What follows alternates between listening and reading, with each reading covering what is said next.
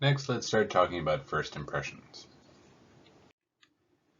Now, many of us have probably heard the advice of not judging a book by its cover. While some mean this literally about books, a lot of times people are also implying not to do this about people.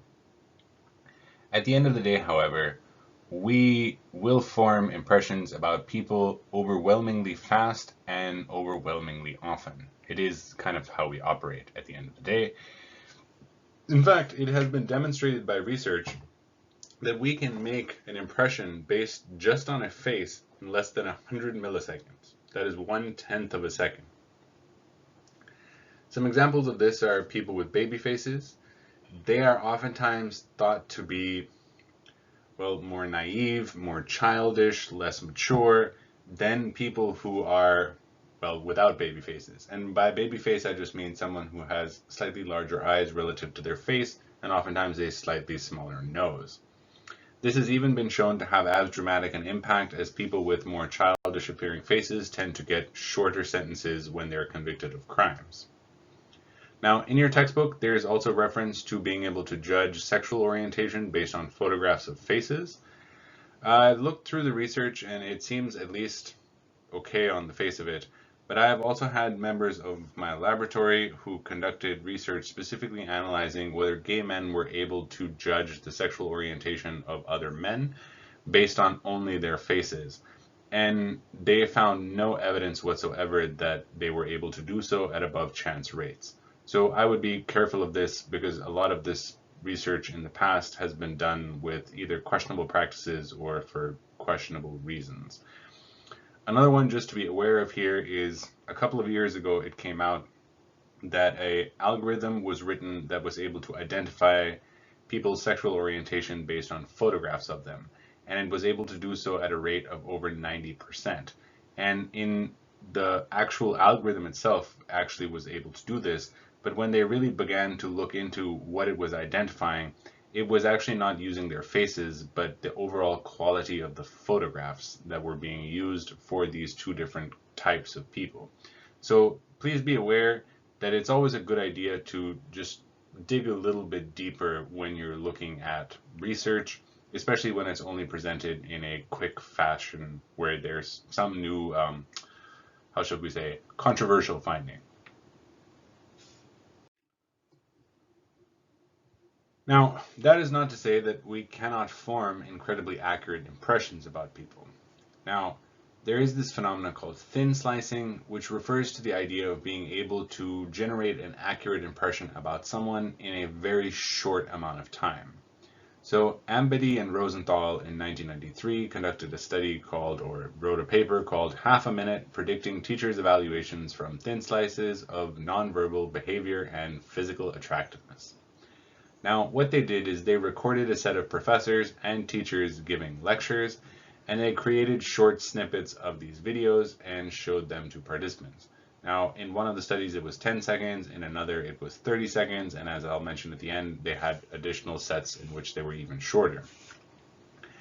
So they showed this to a series of judges. I believe there were 9 judges for most of the experiments, and they had them watch this video that was a amalgamation of snippets for all of these professors or teachers, and then had them rate them on certain dimensions. These dimensions included whether they were accepting, active, attentive, competent, confident, dominant, empathetic, enthusiastic, honest, likable, anxious, optimistic, professional, supportive, and warm. Now, you might be asking yourself, how could you even think about all of those things in 10 seconds when it took me 10 seconds just to say all of them? And you would be correct. We don't oftentimes have this type of specific thought when we're forming an impression. But as soon as we're queried to make some type of judgment, we're almost always more than capable of doing so. Now, it should be noted that participants or these judges had different degrees of inter-rater reliability for each dimension. That means they differed slightly on how much they thought of a professor being accepting or competent, for example. You can look at the paper itself for the specific ratings.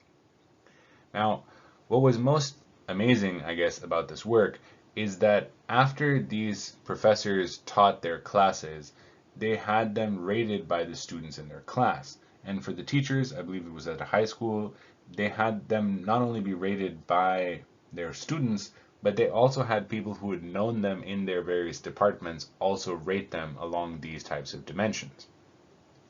And what's so unbelievable is that they were able to predict many of the actual students' opinions and impressions about these professors and teachers, even though they only saw a few seconds of each person's lecture, which is pretty wild. Now, they found similar findings when the little video clips were reduced to either 5 and 2 seconds, which is, I personally think, just completely wild, that you could see someone just for a couple of seconds and be able to judge them on all of these different dimensions. Now, it is important to know that they did not accurately and significantly predict every single outcome on this dimension of what the students, for example, would predict about the professors at the end of a semester. Right? It's, I think, something to the effect of between half and 2/3 of them were significantly predictive. So this is yet another thing to be wary of, right? The textbook says that they were able to predict how the students were going to rate them at the end of the year, even though they only saw them for 30 seconds. And yes, on average, that is true. But again, I highly recommend when there's something of interest to you or you're going to go talk to other people about it, just look into the primary research just so you can be sure how much that claim is substantiated. Because while it might not make a big deal in, let's say, telling someone at a bar, it does make a bigger deal when you're discussing the research to say something to the effect of they were able to successfully predict all of their opinions in these domains versus saying something like they were able to predict a large amount of them. It doesn't take away from the coolness of this claim, but it is a little bit more accurate to what actually happened. Now, we have now, or at least I've told you a little bit about how we're able to form impressions and some pretty accurate impressions very, very quickly. Another important fact or piece of information to remember about our impressions is they have a tremendous amount of staying power. This just means that they're enduring and they're hard to change. And not only do they just stick around, but they will also shape how we gain and interpret new information we get about some target of whom we made this initial impression in the first place. And let's look at an experiment to show how dramatic this can actually be. So before getting into the study, let me define primacy, or the primacy effect. And this refers to the idea that the first traits we perceive in others will influence how we view information that we learn about them later. Now, please remember that this is the definition for the primacy effect in social psychology.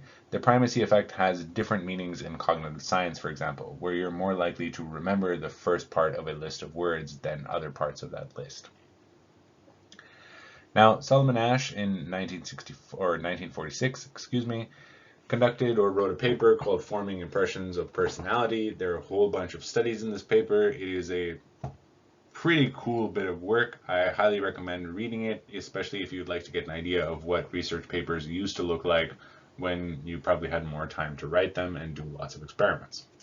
So for this specific set of studies, for 6 and 7, participants were asked to rate a fictitious person on multiple dimensions, which we'll talk about in a minute, and these people were described as having a series of 6 traits. So this fictitious person was either intelligent, industrious, impulsive, critical, stubborn, or envious, or this fictitious person could be envious, stubborn, critical, impulsive, industrious, or intelligent, and intelligent, I suppose. Now, hopefully you see something strange here. Basically, I just told people, assuming I am Solomon Asch in this example, that this person has the same set of 6 traits. All I did is change the order in which they're presented. And how should that make any difference to the overall impression we would make of this person? The dimensions on which they were rated were generous, wise, happy, good-natured, humorous, sociable, popular, reliable, important, humane, good-looking, persistent, serious, restrained, altruistic, imaginative, strong, and honest. Now, before I tell you what happened, you might wonder to yourself, would the original 6 quality traits have anything to do with these? Especially something like good-looking. I mean, how do you know? That person could be wonderful looking or horribly ugly. You don't know. You've just seen a description of a person on a little piece of paper with just some words, right? I mean, back then it probably wasn't so easy to just show someone a computer screen with somebody's face. Now, here what one finds is there's dramatic differences in how people rated these fictitious people on these dimensions. For the most part, many of the more positive seeming ones were given to the person who started with intelligent, with the exceptions of things like serious or persistent or strong and even reliable. There were a few that were roughly even and comparable, but many things like generous, wise, happy, humane, good looking, honest were all given to the one who was intelligent first. Again, even though all of these were the same. What this is showing is that the first trait that we hear, intelligent versus envious, is ultimately shaping how we add all of this new information into our idea or impressions about this person. One thing you can take away from this is lead with your better foot first. If you want to make a good impression on someone, don't start by telling them all your flaws. Now, of course, that is different in different cultures, which we'll talk about when we start talking about cultural differences. Another factor that influences the longevity of our impressions is something called belief perseverance. And this is the tendency to stick to an initial judgment even in the face of new information that should prompt us to reconsider. And this does not only apply to impressions, it applies to knowledge and understanding we have about the world, and our immense difficulty with updating this knowledge when we realize that it's either wrong or incomplete. One of the most stark examples of this, not directly related to impressions, is the link between vaccines and autism, which is still talked about today, even though it has been largely discredited in the scientific community. There was, I believe, one study written about 10 years ago that supposedly found a link between vaccines and autism, but a lot of people don't know is that one, the work was funded by a pharmaceutical company, two, it had an incredibly small sample size, and three, out of that small sample size, they actually removed participants who would take away from the strength of their claims. Basically, they did almost everything you would do in science that you're told not to do. What makes this even sadder that people still believe this is that there have been a whole series of studies conducted afterwards trying to find this connection, and not a single one of them has been able to show any evidence whatsoever of a connection between vaccines and autism. Yet, one still hears people talking about this, of their fears around it, that they don't want to get their children vaccinated, they might get autism, so on and so forth. And this is an example of belief perseverance, that even when someone is told something to the contrary, they have difficulty reconciling this with what they have believed previously. Now, just a final note about impressions. Use them wisely. Now, they are very powerful and they shape subsequent interpretation of our behavior and our personalities and our character. And so be aware of what your first impressions are saying. And now I know this sounds like something a person's grandparents would say or one's parents that, oh, it matters, your first impression, but it actually does. So just things to consider if you're going for an interview, dress appropriately. And by this, I don't necessarily mean go and wear a suit and tie or a pinstripe skirt or something like that, as problematic as those things can be in certain places. Rather, pay attention to what the culture of the workplace is and dress similarly, because that will just show that you understand what that culture is like. Another one with giving presentations, the first slides matter the most. If you can make the first 5 or 10 minutes of your presentation just ironclad, even if you make mistakes later on, those mistakes will be looked at in a much more positive light. Now, of course, again, take this with a grain of salt. Not everything has that much empirical evidence to support it. For example, power posing, I believe, has a lot of hype around it. It has a lot of advocates around it, but it also has quite a bit of mixed research around it. So I would say read the research yourself and make your own conclusions.